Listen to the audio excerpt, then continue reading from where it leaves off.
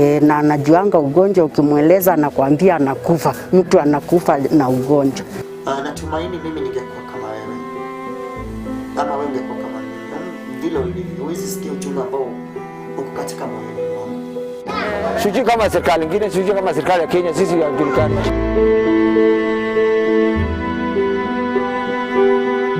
12th March 2020, a cruel reality dawned in Kenya, perceived as the white man's disease. A disease for the rich and for those always in the planes back and forth across the globe. On this date, Kenya reported a first case of the novel coronavirus. Governments across the globe have come up with a raft of measures to try and contain the spread of the novel coronavirus. Kenya is no different. The government, through the Ministry of Health, has urged citizens to practice social distancing or stay at home. Sensitization campaigns and messages calling for citizens to cough into the elbow, wash their hands often, and wear masks. Erected washing stations and also asked open establishments to have washing stations as well. Keeping a safe 1.5 meter distance from another. Discouraged large crowdings and gatherings. Encouraged a 10-hour curfew countrywide and a lockdown for inter-county movements for those living in Nairobi, Mombasa, and Kilifi counties. A one-person per seat rule in all public transportation. 10 billion Kenya shillings relief fund set aside to support the vulnerable groups. Since then, over a month and a half later, things are getting real and real over the Kenyan population, now termed as the new normal. Over 400 cases have been reported with tens losing their lives. Lives tilted. Dalai Lama, a Nobel Peace Prize winner, once said, "We human beings are social beings. We come into the world as the result of others' actions. We survive here in dependence on others. Whether we like it or not, there is hardly a moment of our lives when we do not benefit from others' activities. For this reason, it's hardly surprising that most of our happiness arises in the context of our relationship with others. Contrary to this, many have been forced to stay in isolation, staying away from what is known to be their day-to-day life pillars. Among the society are people living with disability, who experience greater challenges than most of us in normal circumstances. Consequently, in the Constitution of Kenya, under Article 54 has provided for every person living with disability to be treated with dignity and respect and to be addressed and referred to in a manner that is not demeaning. To access educational institutions and facilities for persons with disabilities that are integrated into society, and to access materials and devices to overcome constraints arising from the person's disability. How then are these people coping with the new normal? In a population of 47 million Kenyans, about 900,000 people are living with disability. However, there's quite a number of people that have not been captured in this data. The government has put across various measures to curb the spread of coronavirus. However, how do the blind cope? How do the deaf get information? And in general, how are people living with disability surviving during these tough times? John Gishui is a 24-year-old with phocomelia, a condition where he was born without arms. His mother developed complications during birth, and John has been with disability ever since. Changamoto za maisha zinakwanga hapa na pale, na hiyo ni kitu ambayo iko kwa kila binadamu. Lakini haswa kwa mlemavu kama mimi, kujipata bila mikono, kuna vitu mingi sana. Zaidi kuwa sina mkono, kuna vitu mingi sana unakuwa ukihitaji. Lakini utahitaji msaidizi wa kukupeleka kwa haja, kukupikia, kukuvalisha mavazi na vitu kama hizo. So imekuwa challenge kupata ni nani anaweza kubali without kutegemea pesa, aishi naye kwa upendo wa moyo wake. And pia as society ni kawaida sometimes unamistreatiwa, and a part of the society. Kuna wengine watakudharau juu ya ulemavu wako, kuna wengine watakuappreciate. Like challenges za kupata chakula na dawa ambazo mimi nimeishi kuzitumia, ambazo ni inhalers. Kwa kuwa nilijipata na shida ya asthmatic kutoka kuzaliwa, na pia niko na shida ya roho. although inamikiwa juu ya hiyo shida ya kupumua, which it will be so difficult to my life. Researchers show there's a strong correlation between poverty and disability, with approximately 67% of people with disability living in poverty. Disability can be easily caused by poverty and can contribute to poverty. At Mukuru kwa Njenga, one among many slums in Nairobi, with the help of Peter Mwasia, born with thalidomide syndrome, condition born with a shorter limb, and a person with disability advocate, we are able to identify some people with disability and their families in this area. Jane is a mother of 4 living in Mukuru kwa Njenga, Embakasi constituency. Samuel is one of her children who has hearing impairment and also has intellectual impairment. To survive, Jane does laundry and house chores in residential estates where she earns a meager daily pay. Due to fear of infection and government restrictions, women like Jane who depend on such jobs can't do that anymore, thus lacking daily income to provide for their families. Mimi huwa naamka asubuhi saa sile amelala nakimbia soko. Nikirudi hapa siwezi enda mahali pengine. Hata kwenda mahali sasa kutoka niseme naenda mahali mbali. Hata saa hii niitwe mahali masomo ama mahali niende nikatafute kitu. Siwezi enda kibarua mbali. Nimesuggest kuweka hii kazi ya mboga sababu nikae karibu na yeye. Nikiwa hapa kwa nyumba ni kama nimefungwa. Sababu siwezi enda mbali na yeye, nakaa karibu na yeye nikiweza kumuelekeza ama kumchunga asije akaenda mbali. Even as the government tries to convey the COVID-19 information to the public, people like Samuel with hearing impairments can only depend on sign language interpreters on TV or else depend on others or watch, learn and do without understanding why. Sababu alikuta tumeweka hizi maski kwa mdomo. Sasa hata yeye akatamani kuvaa hii kitu na nikajaribu kumueleza, kumwambia hii ni ya kuweka juu kuna ugonjwa. Na anajuanga ugonjwa ukimueleza anakuambia anakufa, mtu anakufa na ugonjwa. So wakati nafanya hivi anaelewa kuna ugonjwa inaweza sababisha kifo. So akakuwa namueleza kila siku. Baada ya kila siku akaelewa.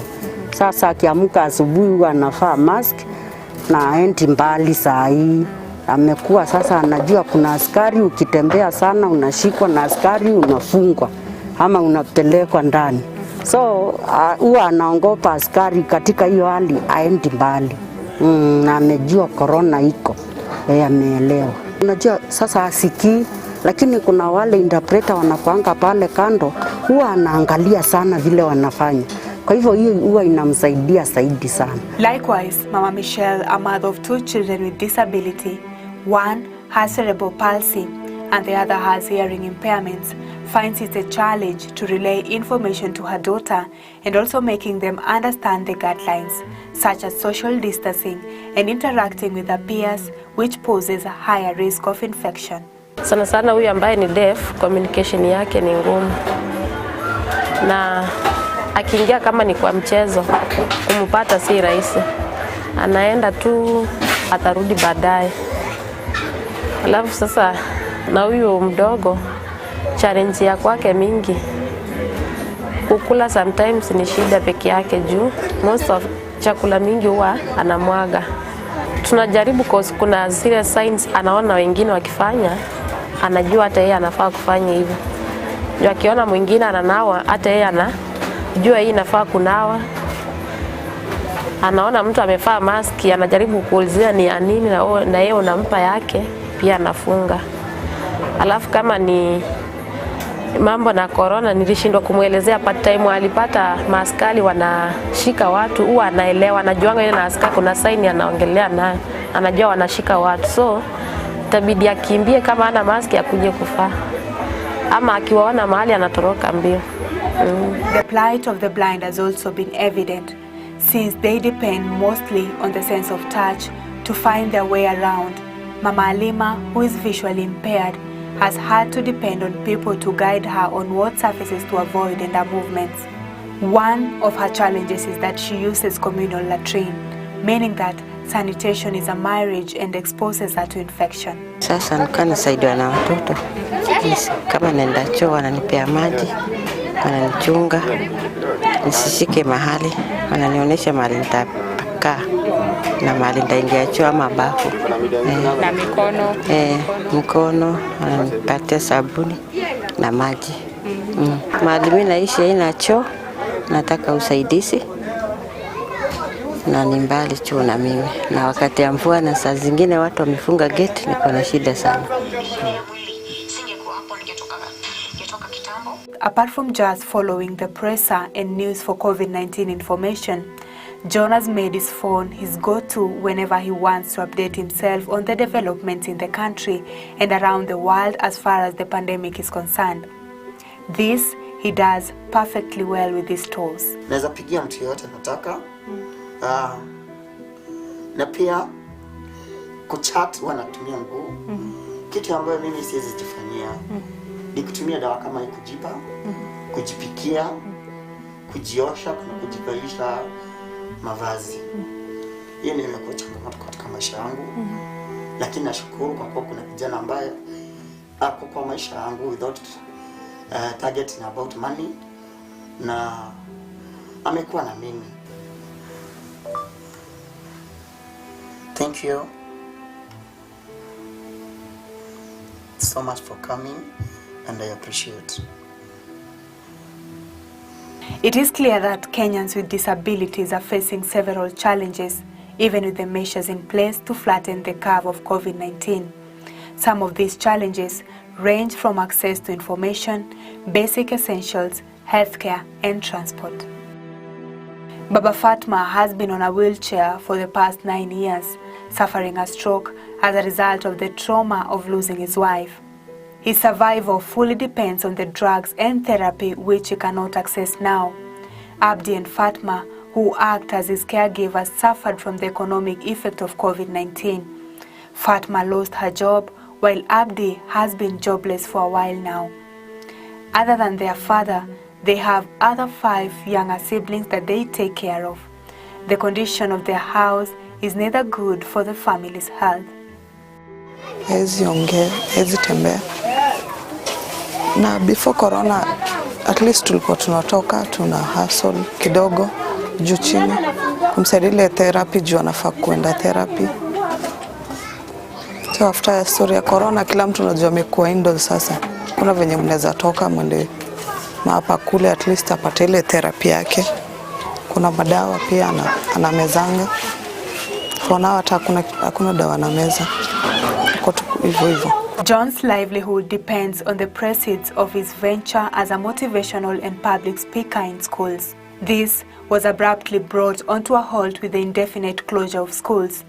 Being the only source of income he knew, he's finding it difficult to cater for his medication, bearing in mind that he is asthmatic and lives with a heart condition. Wanena na motivate watu kwa shule and all those mahali ambapo nitaitwa ili niweze kujirisha katika maisha.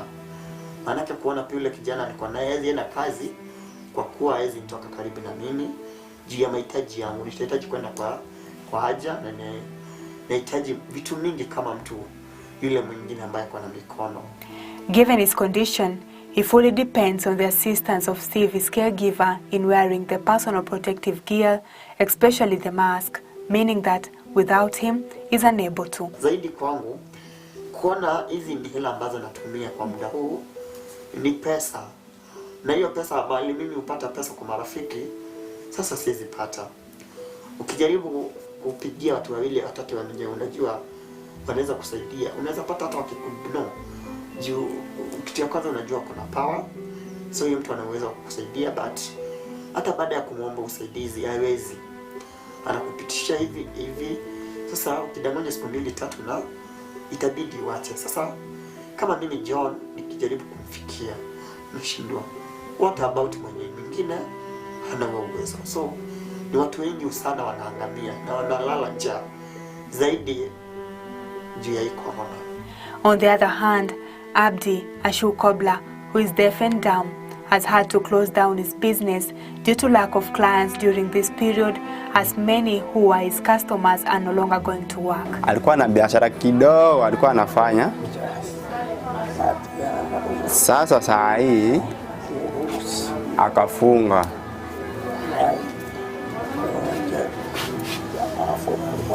Alifunga because vile corona ilitangazwa biashara zikaisha. Akaogopa hii story ya corona. Sasa anaongojea kwa nyumba kidogo anapata, alafu tena anakuja anatafuta na watu, anawaongelesha juu ya viatu, lakini yeye anafikiria mafikirio mingi sana, kwa sababu corona imeleta shida kubwa sana. Kila mahali mfungwa, biashara hakuna. Sasa anashindwa atafanya nini? The government through the Ministry of Education rolled out e-learning. However, children who are deaf and blind cannot keep up with online classes without their sign language interpreters, and children with neurodiverse conditions as cerebral palsy and autism are not accommodated. Ningeomba Mungu wenye serikali watutafutie bila tunaweza pata angalau hospitali hapa Mukulu kwa Njenga, ndio tukue tunaenda tunapewa ndawa, tunaleswa vile, tunasomeshwa vile tunaweza kujikinga na hii ugonjwa. Juu hakuna hospitali, tukitoka hapa mpaka tuende wapi? Huko Makandala, huko juu kwa chifu. Lakini tukiwekewa hospitali hapa karibu, mtu anaweza enda asomeshwe. Aelezwe kupitia hii njia ni mbaya kwa ugonjwa ya corona, pita njia hii, fanya hivi. Kama wale wasee kama mimi siwezi enda huko hata town, saa nyingine ngali inakuanga shida kwangu kuruka. Juu kutoka hospitali nilielezwa nikienda mahali niende na mtu akuwe karibu na mimi, juu hiyo na ugonjwa unajua ikuangi atenjeni kuja dakika moja tu nastukia mtu anaenda kuanguka. While delivering his speech to the nation, President Uhuru Kenyatta assured people with disability that they will be receiving full support from the government, including stipends to see them through the period. Today, my administration has also released 8.5 billion shillings to the elderly and vulnerable individuals under the cash transfer program run by the Ministry of Labour for the months ahead. In addition, 500 million shillings, which were in arrears, have also been released to persons with severe disabilities. We will continue to provide all necessary assistance to groups, communities, social economic sectors that have been hardest hit by the pandemic and its effects. However, there's a concern that their needs are not being fully met on the ground. Each case of people with disability needs are different and require different support. The government and non-governmental organizations are actively registering and giving donations. Yet in many cases, specific measures to reach this group are not considered. Many a times, the disabled are found in the middle of stampedes. Sanitizing joints are not enough, and neither do they cater for their needs. The government must have an inclusive response. Many people have not been helped in any way, and yet you know that these people are vulnerable. So it is our call for the persons who are in leadership now. And I want to speak directly to the area MP. It is your mandate to take care of your people who elected you. Make sure that persons with disabilities are catered for. I want to see them being fed. I want to see them given sanitizers, and they should be made enjoy life. Or rather, they should be made feel like human during this time of corona. Mr. Nsonti is the chairman of the Nyumba Kumi initiative in one of the wards in Mukuru kwa Njenga. He has received more than 50 names of people living with disability for support from the government. Until now, no help has come their way, which makes it very difficult for him to explain to individuals like Abdi, who visits his office daily hoping to find at least food or any form of donation. Tuko kweli hapa kwetu tuko na disabilities ambao ni severe na ni wengi wale tunajua. Na hata wengine tumejaribu kuwatembelea manyumba zao, tumejaribu kuwaongeleza na tukaona vile wanaishi. Hata wazazi wamekuja hapa, tukaambiwa tuandike majina, tukaandika majina, tukapeana, ikaingia kwa chief, itoke hapo, iende labda kwa dio na kwingine. Lakini bado hatujaona tena hapo nzuri, watu kama wamesaidika. Kweli kabisa kuna watu wamefinyika huku ndani, hata maji hawezi kujinunulia. Na unajua biashara zote zilikwama, hakuna mtu yoyote ambaye anafanya kitu yanayofaa. Hata sisi wenyewe tuko na shida na inatusumbua. Lakini tungeomba serikali kama ingeinuka kwa haraka, kwanza haswa disabilities na wale watu widows. Kuna wengine wanakunywa madawa ambao hata anakunywa na hana pesa na hana chakula kwa hiyo nyumba. Inakuwa ni challenge kwa hiyo mtu sana. So wakikuja wanakuja kwa hiyo ofisi kutuuliza tutafanya nini. Mr. Muasia is an activist and the secretary of people living with disability in Embakasi constituency. Waweze kujisaidia kwa maisha yao. We don't want to see them wakikani kama wanaenda kubegi. Chakula serikali ikitoa kwa watu ambao wanaishi na ulemavu maeneo ya Mukuru kwa Jenga, let it not be inclusive. Chakula ya walemavu iwekwe kando. Kuna viongozi wa walemavu and any other stakeholder who is coming out to give out anything for the PWDs, hakikisha kwamba wamewapea separately. And stop kuambia watu ama simamisha kuambia watu wakutane mahali sijui wapee unga moja ama nini. No, make ways and find ways kuhakikisha kwamba kila mtu ambaye anaishi na ulemavu anafikiwa na msaada pahali popote alipo. Kwa sababu when you take them together utakuwa unakiuka maagizo ya Wizara ya Afya na utakuwa unaweka watu katika hatari ya kushika maradhi ya corona. In all this, people with disability are the worst hit by this pandemic and experiencing numerous challenges in all aspects of life. The World Health Organization estimates about 15% of world's population comprising of people with disability. Na ni mbali chuo na mimi, na wakati ya mvua na saa zingine watu wamefunga gate, niko na shida sana. Usipozaa mtoto ambaye ni mlemavu, huwezi jua mama mwenye ako na mtoto mlemavu wenye anasikia. So ni ombi langu kwa serikali kukili mambo ya mahitaji ambapo sisi kama walemavu tunahitaji hospitali zetu. Wakati kama huu mimi natumia dawa, sina njia ya kuweza kupata, ila tu nitafuta usaidizi kwa marafiki waweze kunisaidia. Na ile tu ni changamoto kwa kuwa the challenges zenye ziko. Mimi ni ombi langu kwa serikali, si kwangu mimi John peke yangu. Kuna wengi wanahitaji madawa, kuna wengi wanahitaji chakula, kuna wengi wanahitaji vitu mbalimbali katika maisha kama sajali, kama kuona sahi. Mimi nikipata na asthmatic attack huenda kuwepo nebulizer. So hiyo kunebuliziwa ni money, ni pesa, utagharamia pesa. Na serikali ningeomba iweke kitu ambaye itasimamia mlemavu Kenya mzima mahali popote alipo, kuhakikisha sisi tumepata huduma zinazofaa. Kama vile serikali ilikuwa imesema ni severe disability, yani mtu mwenye hajiwezi kabisa. Unapata mtu kama mimi hajapata. For now sijapata chochote. Ni sanitizer. Unaona kama uchumi mahali imefikia, tunapata sanitizer wakinipea itanisaidia sana. Tunahitaji chakula.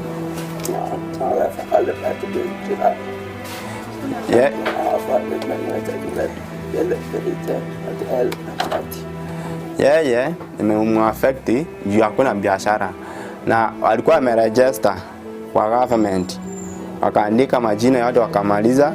Sasa wanaongojea msaada kidogo, hakuna. Sasa amekaa kwa nyumba anaongojea maybe wataita majina, hakuna. Hii imekuwa ndefu, kwenda kutafuta job imekuwa ngumu kwake. Sasa inabidi aongojee au majina alikuwa ameandika chini wakamaliza. Kama government itawaita wachukue msaada ile kidogo alikuwa amepewa, alikuwa ameahidiwa. Kwa hii kijiji kuna mtu kama mzee wa kijiji, ndio tunaita nyumba 10, na kuna chief na serikali yake. wao ndio wanaweza kujua kwa kila boma ambayo kuna mtu mlemavu. So kama msaada inatoka pale bypass ama kona, yeye ndiye ana uwezo wa push up hiyo kitu iweze kufikia yule kwa nyumba. Manake pia kuna wazazi ambao hawezi wacha watoto wao, kwa zaidi watoto wenye hawezi jikalisha. Kwa muda huu kunanyesha, hawezi push mtu na wheelchair upeleke mahali kuna msaada. Sijui kama serikali nyingine, sijui kama serikali ya Kenya, sisi hajulikani. Hakuna mtu anakuja hapa, hakuna kitu mtu anasema, hakuna ofisi inaenda, sisi sioni. Basi watu ya hela iko tabata kitu. Lakini miskini hawezi pata kitu. Miskini hana haki. Indeed, these members of our society need more support to cope with the pandemic. People with disability are at high risk of infection. With emerging factors and the existing environment, their health is at risk of deteriorating further, making them more vulnerable to COVID-19 pandemic disease. Natumaini mimi ningekuwa kama wewe, ama wewe ungekuwa kama mimi, vile ulivyo, huwezi sikia uchungu ambao uko katika moyoni mwangu.